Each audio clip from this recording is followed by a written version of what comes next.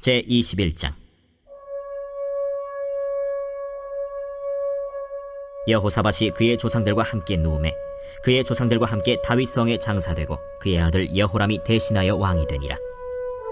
여호사밧의 아들 여호람의 아우들 아사랴와 여히엘과 스가랴와 아사랴와 미가엘과 스바디아는 다 유다 왕 여호사밧의 아들들이라. 그의 아버지가 그들에게는 은금과 보물과 유다 견고한 성읍들을 선물로 후히 주었고, 여호람은 장자이므로 왕위를 주었더니 여호람이 그의 아버지의 왕국을 다스리게 되어 세력을 얻은 후에 그의 모든 아우들과 이스라엘 방백들 중 몇 사람을 칼로 죽였더라. 여호람이 왕위에 오를 때 나이가 32세라 예루살렘에서 8년 동안 다스리니라. 그가 이스라엘 왕들의 길로 행하여 아합의 집과 같이 하였으니 이는 아합의 딸이 그의 아내가 되었습니다. 그가 여호와 보시기에 악을 행하였으나 여호와께서 다윗의 집을 멸하기를 즐겨하지 아니하셨음은 이전에 다윗과 더불어 언약을 세우시고 또 다윗과 그의 자손에게 항상 등불을 주겠다고 말씀하셨음이더라. 여호람 때에 에돔이 배반하여 유다의 지배하에서 벗어나 자기 위에 왕을 세우므로 여호람이 지휘관들과 모든 병거를 거느리고 출정하였더니 밤에 일어나서 자기를 애워싼 에돔 사람과 그 병거의 지휘관들을 쳤더라. 이와 같이 에돔이 배반하여 유다의 지배하에서 벗어났더니 오늘까지 그러하였으며, 그때 림나도 배반하여 여호람의 지배하에서 벗어났으니 이는 그가 그의 조상들의 하나님 여호와를 버렸음이더라.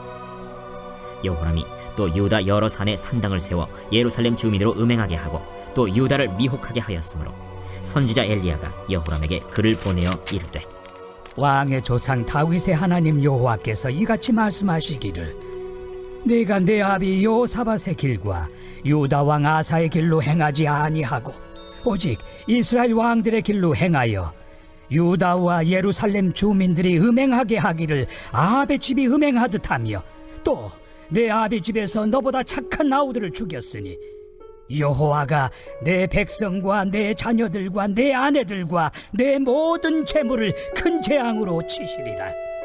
또 너는 창자에 중병이 들고 그 병이 날로 중하여 창자가 빠져나오리라 하셨다.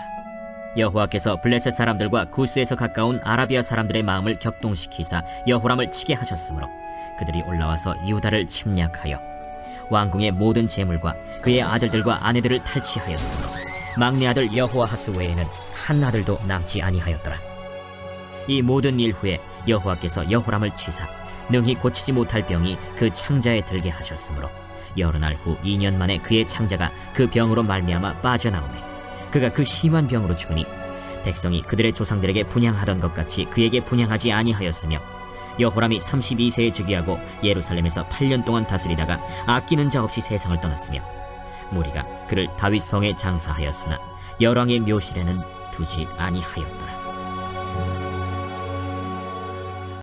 아멘. 할렐루야.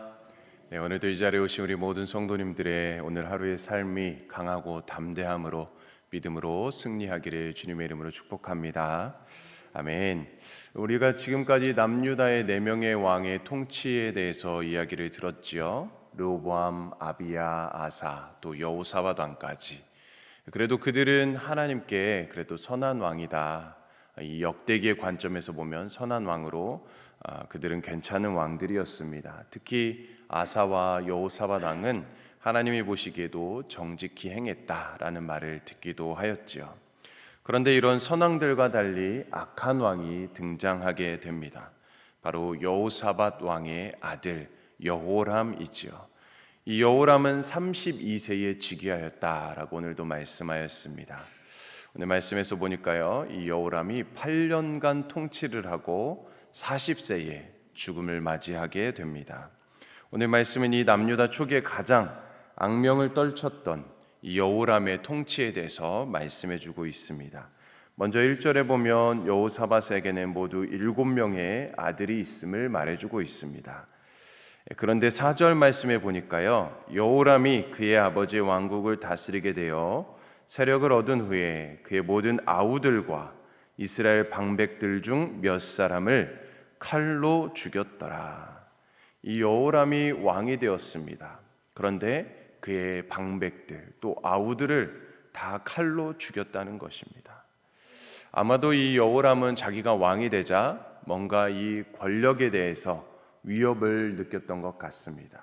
그래서 그는 자신의 형제들을 무참히 칼로 죽이게 됩니다. 그리고 유다의 방백들, 고관들 가운데서도 몇 사람을 죽였습니다.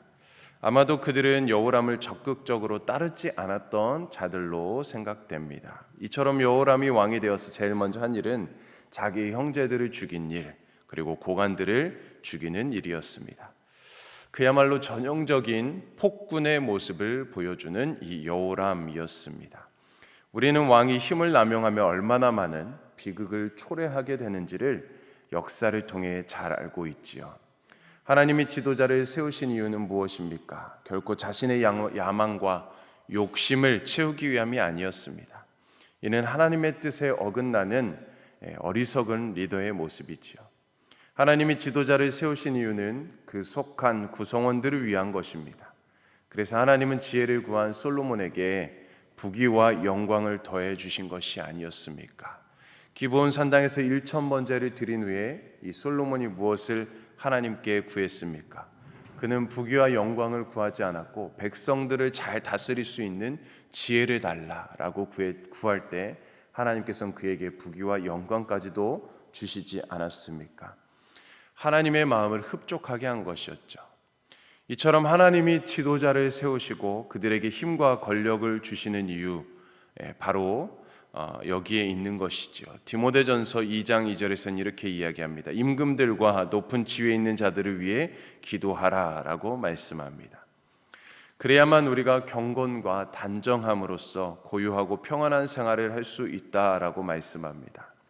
이 말을 바꾸어서 이야기하면 지도자들의 사명, 그들의 역할은 무엇이냐? 바로 백성들을 고요하고 평안한 생활을 할 수 있도록 인도해야 된다라는 말이죠.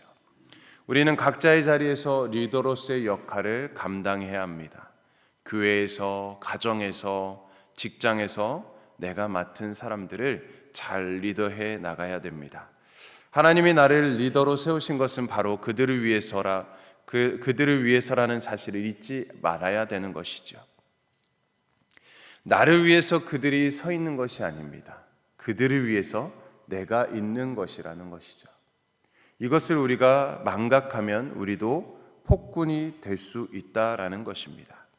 자, 그런데 오늘 말씀을 보면 여호람이 이렇게 악한 왕이 된 이유를 설명하고 있습니다. 6절 말씀, 그가 이스라엘 왕들의 길로 행하여 아합의 집과 같이 하였으니 이는 아합의 딸이 그의 아내가 되었습니다. 그가 여호와 보시기에 악을 행하였으나. 자, 여호람은 하나님 보시기에 악을 행하였습니다. 북이스라엘의 악한 왕들처럼 그는 행하였습니다. 특별히 가장 악한 왕인 아합과 같이 그는 행하였다라고 말씀하죠. 왜냐하면 그는 아합 왕의 사위이기 때문입니다. 여호사밧이 아합과 동맹할 때 그들은 자녀들을 결혼시켰지요. 이때 여호람과 아달랴가 결혼하게 되었습니다. 여호사밧의 어리석은 결정이 얼마나 큰 죄악을 잉태하게 되었는지를 알 수 있는 대목입니다. 그의 아들 여호람은 아합처럼 우상 숭배를 하게 되고 악한 길에 빠져들게 되었습니다. 자, 그러므로 우리들이 자녀들의 신앙을 위해서 무엇보다 강조해야 되는 중요한 한 가지가 무엇입니까? 바로 예수님을 믿는 자와 결혼을 하는 것. 예수님을 믿는 자와 결혼을 해야 한다는 것입니다. 믿지 않는 사람을 만나게 되면 최소한 신앙생활을 전제로 해야 합니다. 이는 자녀의 인생뿐만 아니라 영원을 위해서 가장 중요한 일입니다. 그래서 우리 부모님들이 더 자녀들을 위해서 기도해야 되는 것이지요. 이제 하나님은 여호람의 악행에 대해서 진노하십니다. 그렇지만 7절 말씀처럼 일찍이 다윗과의 언약을 위해서 여호람 개인에 대한 심판을 유보하십니다. 이미 왕위를 계승할 수 있는 다른 아들들이 다 죽임을 당했기 때문입니다. 그래서 하나님께서는 여호람의 생명은 거두시는 대신에 남유다를 미약하게 만드십니다. 8절과 10절에 보면 지금까지 남유다의 지배하에 있던 나라들이 있었습니다. 그런데 그 나라들이 배신을 하게 됩니다. 먼저 에돔이 배신을 합니다. 에돔은 솔로몬 때부터 이스라엘의 속국으로 있었던 나라였습니다. 그런데 에돔이 왕을 세워서 독립을 하게 됩니다. 열왕기하에 보면 에돔은 왕을 세우는데 그치지 않고 남유다를 침략하게 됩니다. 이 전쟁에서 여호람은 간신히 목숨을 부지하고 도망치게 됩니다. 이렇게 에돔은 남유다의 속국에서 완전히 벗어나게 됩니다. 나라를 통해서 남유다를 공격하게 됩니다. 뿐만 아니라 림나도 속국에서 벗어나게 됩니다. 이 림나는 블레셋 지경에 있는 작은 도시 국가였습니다. 그런데 여호람은 이 작은 도시 국가의 반란도 진압하지 못할 정도로 약해져 있는 그런 상황이 되었습니다. 자, 그런데 여기서 중요한 것은 이런 위기의 상황 속에서도 여호람은 정신을 차리지 못하였다는 것입니다. 그리고 계속 악행을 저질렀다라는 것이죠. 11절 말씀해 보니까요, 여호람이 또 유다 여러 산에 산당을 세워 예루살렘 주민으로 음행하게 하고 또 유다를 미혹하게 하였으므로. 여호람은 하나님의 징계에도 불구하고 여러 산당을 세워서 백성들로 하여금 우상 숭배를 하게 하였다라는 것이죠. 조부 아사와 부친 여호사밧은 산당을 제거했는데 여호람은 그 철거한 산당들을 다시 세워서 백성들이 우상 숭배하고 여러 우상을 섬기게 만들었습니다. 자, 이는 북이스라엘 아합과 그의 딸 아달랴의 영향을 받았기 때문이지요. 자, 그래서 북이스라엘에서 활동했던 선지자 엘리야가 편지를 보냅니다. 그래서 여호람을 책망하기까지 합니다. 그것이 12절에서 14절의 내용입니다. 내용을 간단히 설명하면 하나님이 큰 재앙으로 여호람과 그 집을 큰 재앙으로 칠 것이다. 여호람은 중병에 걸릴 것이라 라고 책망하고 경고하고 있습니다. 자, 이 말씀대로 블레셋과 아라비아 군대가 유다를 공격하게 됩니다. 그들은 유다를 침략해서 왕궁의 모든 재물들을 탈취합니다. 그리고 여호람의 자녀들을 포로로 잡아가기도 합니다. 자, 그때 여호람의 아들들 가운데 오직 여호아하스만 남게 됩니다. 그리고 그 2일 후에 여호람은 장차 병이 들게 되고 결국에는 죽게 됩니다. 이 병은 하나님의 징계로 온 병이기 때문에 의원이나 의학에도 소용이 없습니다. 오직 회개만이 살 길이었습니다. 그런데 여호람은 그렇게 하지 않았습니다. 결국 병이 심해져서 그는 장차 창자가 밖으로 빠져나올 정도가 되어서 심각한 상황이 되어서 죽게 되었습니다. 오늘 본문 마지막 말씀은 여호람이 죽은 후에 백성들의 반응을 말씀하고 있습니다. 19절과 20절에 보면 백성들은 여호람의 죽음에도 분향하지 않았다라고 기록되어져 있습니다. 그의 죽음을 애도하지 않았습니다. 또한 그는 왕들의 묘실에 장사되지 않았다라고 말씀합니다. 그의 최후가 얼마나 비참했는지를 보여주고 있는 말씀입니다. 자, 오늘 말씀을 정리하면 여호람은 두 가지 큰 죄를 저질렀습니다. 무엇입니까? 첫 번째, 형제들과 방백들을 죽인 죄였습니다. 두 번째, 우상을 숭배한 죄였습니다. 자, 그런데 그의 결정적인 죄는 다른 데에 있습니다. 무엇입니까? 그의 가장 큰 잘못은 회개하지 않았다라는 것이지요. 그의 할아버지인 아사나 부친 여호사밧도 잘못을 저질렀지요. 실수하였습니다. 그렇지만 그들은 징계를 받을 때에 돌이켜 회개하고 하나님을 찾았습니다. 그러나 여호람은 끝까지 회개하지 않았습니다. 전쟁이 일어나도 회개하지 않았습니다. 선지자의 책망이 있어도 회개하지 않았습니다. 그리고 중한 질병에 걸렸음에도 회개하지 않았습니다. 그러므로 오늘 여호람을 통해 우리는 이 회개의 능력과 은혜를 다시 한번 생각해 보게 됩니다. 우리의 삶의 진짜 문제는 회개하지 못하는 것 때문입니다. 회개야말로 우리의 삶의 가장 큰 능력이라는 것입니다.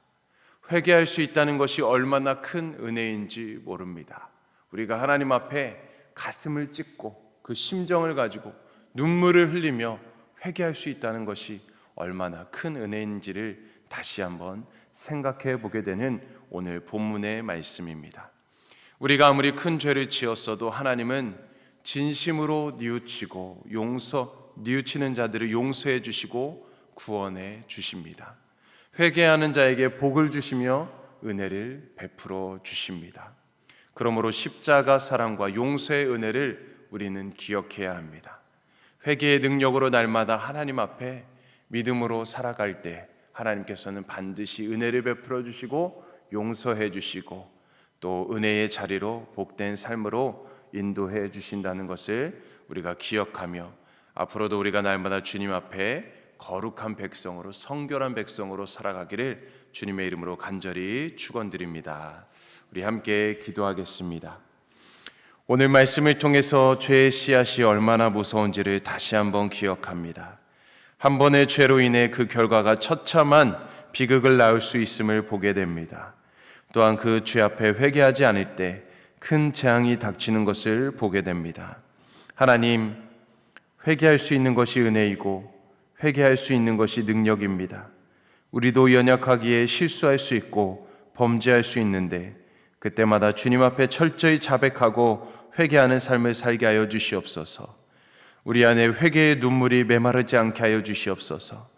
단단히 굳어버린 마음이 있진 않은지, 어느 것이 죄인지도 모르고 완악한 마음으로 살아가지는 않는지 우리 삶이 그런 삶이 되지 않도록 하여 주시고 오늘도 말씀과 기도로 기준을 삼고 내 자신을 비추어 보며 거룩한 길, 선한 길, 하나님께서 기뻐하시는 길로만 행하고 걸어가는 우리의 삶이 되도록 성령 충만한 은혜로 함께하여 주시옵소서. 감사드립니다. 우리를 죄에서 구원하신 예수 그리스도의 이름으로 간절히 기도드리옵나이다. 아멘. 오늘은 우리 한국과 성경 번역 선교회를 위해서 기도하는 날입니다. 한국 유일순 선교사님, 한국 번역 선교회 박효섭 조선양 선교사님을 위해 기도해 주시고, 어제 우리가 남미 지역을 위해서 기도하는 날이었는데 우리 멕시코 라준영 방주일 선교사님, 또 아르헨티나의 김우진 박경희 선교사님, 또 강기안 이희옥 선교사님을 위해서도 우리 함께 기억해 주셔서 기도해 주시고, 또 우리 교회를 위해서 우리 성도님들 날마다 믿음으로 오직 주님을 바라봄으로 승리하며 또 강건함으로 믿음 생활 잘 할 수 있도록 인도해 달라고 기도해 주시고, 우리 담임 목사님 청빙을 위해서도 기도해 주시고, 또 우리 가정을 위해서, 또 우리 개인을 위해서 우리 각자 주님의 이름 세 번 외치며 간절히 기도하겠습니다. 주여